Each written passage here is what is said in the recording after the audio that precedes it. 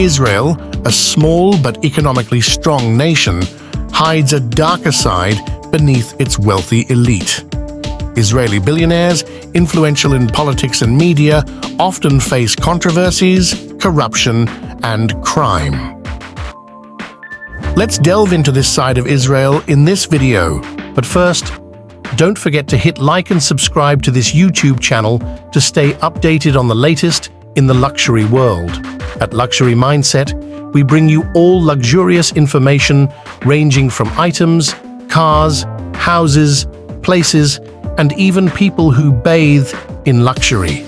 Not only that, but we also give you pretty much the amount you would need to purchase any of this luxurious stuff. So if you are interested in the rich, becoming rich, or even dreaming of lying on a mattress of gold or dollar bills, click the notification bell to keep yourself updated on this channel. In 2008, Benny Steinmetz, an Israeli expert in diamonds and minerals, reached global success with a major deal. He acquired mining rights in Guinea's Sandu mountain range, revealing a rich reserve of high-quality iron ore, crucial for steel production. However, the acquisition involved a complex web of intrigue, bribery, and forgery, entangling influential figures worldwide.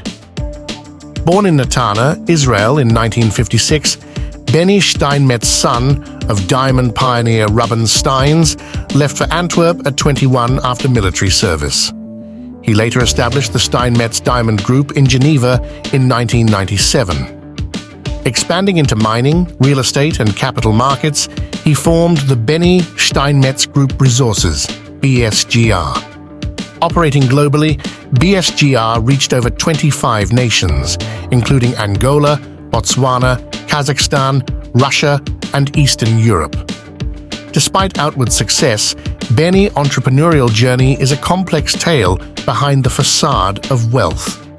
Benny Steinmetz and his wife demonstrated their commitment to philanthropy by establishing the Benny and Agnes Steinmetz Foundation. This foundation supported various causes in Israel, including schools, hospitals, military units, and the arts. Despite a life marked by ambition and controversy, one of Benny's notable ventures was the Sandu iron ore project in Guinea, home to the world's largest untapped reserves of high-quality iron ore. In 2006, Guinea, led by Lansana Conté, faced instability due to corruption issues and Conté's declining health. Rio Tinto initially secured exploration rights in the Sandu mountain range in 1997. In 2008, as Conté's health worsened, he granted mining rights to BSG Resources, BSGR, a new entity based offshore in Guernsey, owned by Benny Steinmetz. In exchange, BSGR committed to a $165 million investment and payments to the Guinean government. A surprising turn came in 2010 when BSGR sold a 51% stake to Vale for $2.5 billion, raising suspicions of bribery. Rio Tinto, the World Bank, and the IMF expressed concerns about transparency. The deal faced scrutiny from the U.S. Department of Justice and the FBI due to suspicions of questionable dealings, adding to the controversy surrounding Benny Steinmetz and the Sandu iron ore project. George Soros, a prominent advocate for democracy and human rights in Africa, initiated an investigation into BSG's activities, intensifying scrutiny.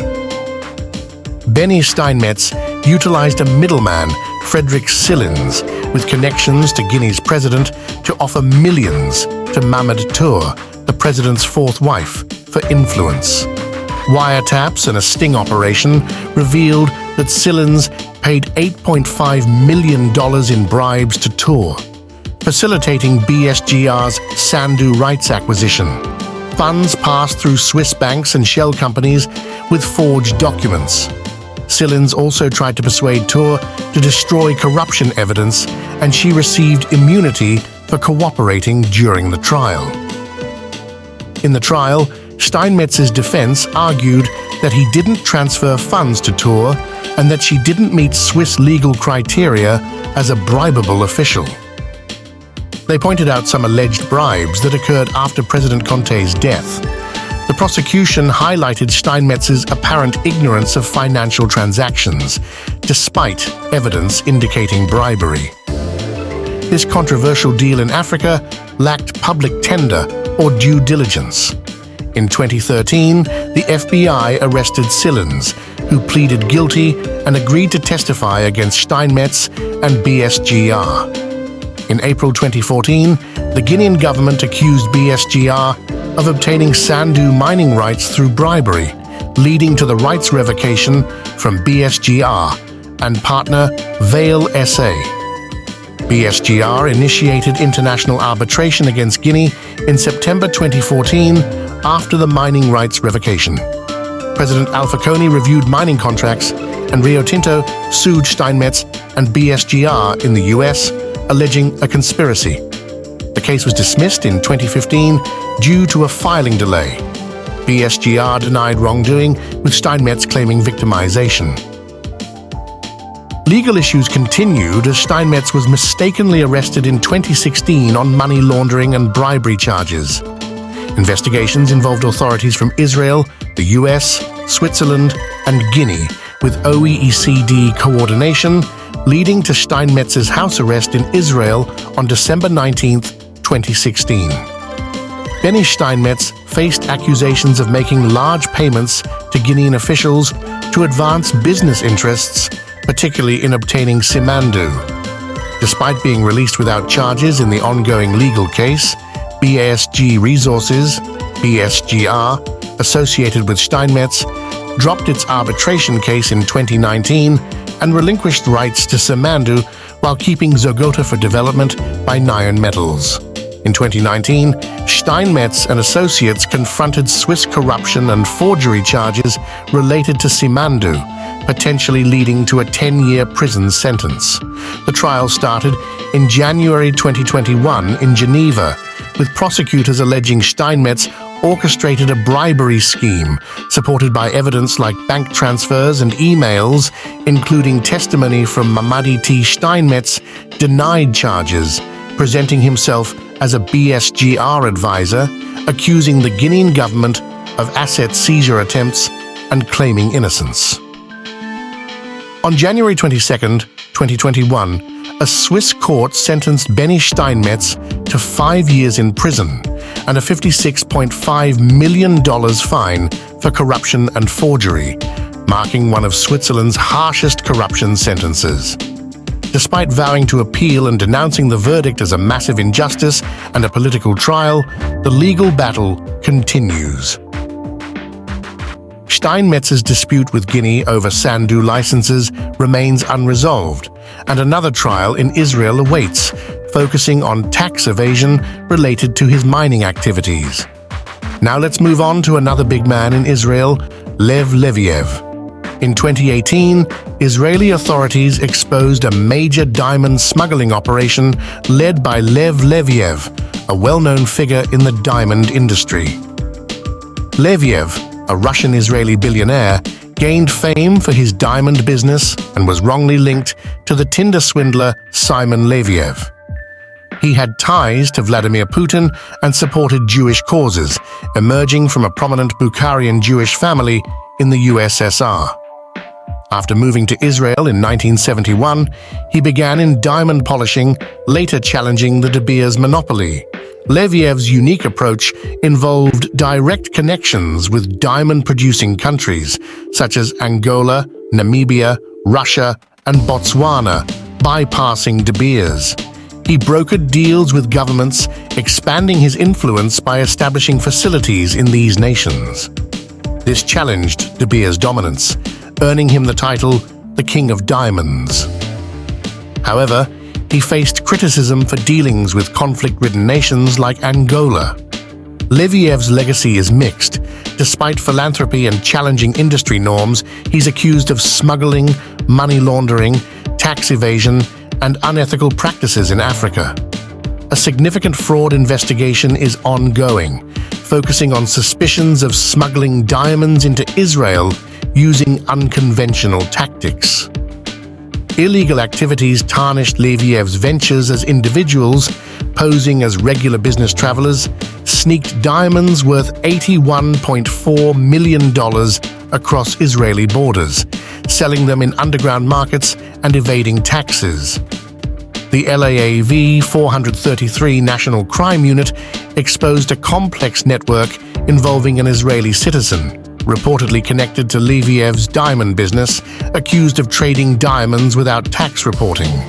Leviev's family, including his son and brother, faced implications in the Black Diamond affair.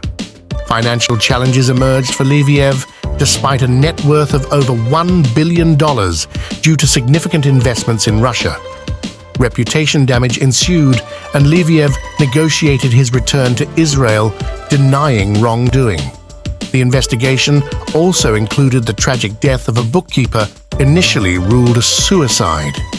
After 4 years, a plea bargain was reached involving a NIS $25 million fine for Leviev's business, admission of smuggling and money laundering charges by the CEO, an 18-month prison sentence, a fine and forfeiture of NIS $280,000. Leviev faced protests and criticism. Oxfam and UNICEF distanced themselves, and in 2009, the UK Foreign Office avoided leasing from Africa-Israel due to public pressure. In 2013, Norway's oil fund lifted restrictions but reinstated them in 2014 due to human rights concerns. Leviev's spokesperson dismissed protests, emphasizing humanitarian efforts, while the Anti-Defamation League criticized UNICEF's stance. Now let's go ahead and talk about Arnon Milchan. Hollywood heavyweight Arnon Milchan, known for producing over 130 films such as Pretty Woman and Fight Club through his company New Regency Productions, has a controversial past. In addition to his film career, he served as an Israeli intelligence operative and arms dealer, aiding Israel in acquiring nuclear technology. Accusations of corruption, including gifts to Israel's prime minister, marred his dual life as a businessman and spy from the mid-1960s to the mid-1980s. Born in 1944, Milchan transformed his family's fertilizer business into a thriving chemical conglomerate at the age of 21. He also studied at the London School of Economics and briefly pursued professional soccer. Recruited by Shimon Peres in the 1960s, Milchan worked for the secret intelligence organization Lakam, gathering scientific and technical intelligence for Israel's nuclear program. Despite engaging in covert activities, Milchan avoided legal repercussions. His cinematic journey, starting in 1977 and leading to the founding of New Regency Productions in 1991, produced influential films like Pretty Woman and JFK. However, his past involvement in arms dealings presented challenges to his reputation. In 2011, an unauthorized biography exposed Milchan's secretive life, portraying him as a key figure in Israel's secret nuclear program and a successful espionage agent. Israeli President Shimon Peres praised Milchan's contributions to defense-related activities and intelligence operations in an interview. In 2013, Milchan openly discussed his past as an Israeli intelligence operative, expressing pride in his service and detailing his role as an undercover arms dealer. He faced challenges in Hollywood due to his arms dealer reputation, but emphasized his dedication to serving his country. In 2018, Milchan became embroiled in a corruption scandal with Israeli Prime Minister Benjamin Netanyahu. Accusations suggested he provided extravagant gifts in exchange for political favors. Although not formally charged, Milchan moved to London for legal protection. Despite legal issues, including harassment claims and disputes over films like The Revenant, he continued his work in the film industry. And last but not least, Teddy Sagi. Teddy Sagi, a wealthy Israeli-British businessman, founded Playtech, a major player in online gambling software. Despite a fortune of $5.7 billion, legal troubles, tax evasion allegations, and a plot against him in Cyprus have tarnished his image. Born in Tel Aviv in 1971, Sagi learned hard work from his successful parents. Despite a military scandal in 1996, he served a prison term and later moved to Cyprus in 1999. Acquiring citizenship, he founded Playtech in 2009, becoming a global leader in online gambling software. Playtech's success made Sagi a billionaire in 2006, and he strategically sold shares, ending his involvement in 2018 with a £67 million sale.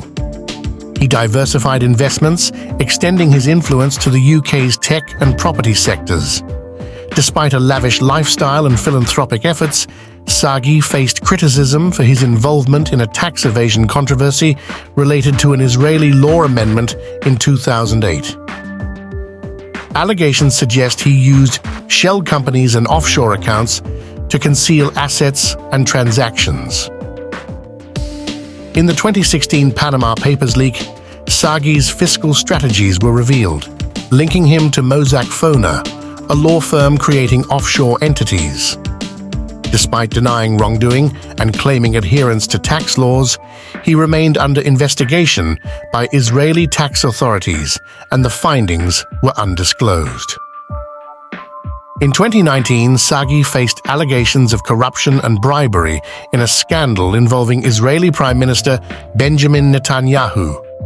Accused of offering gifts for favors, Sagi was questioned, but no charges were filed.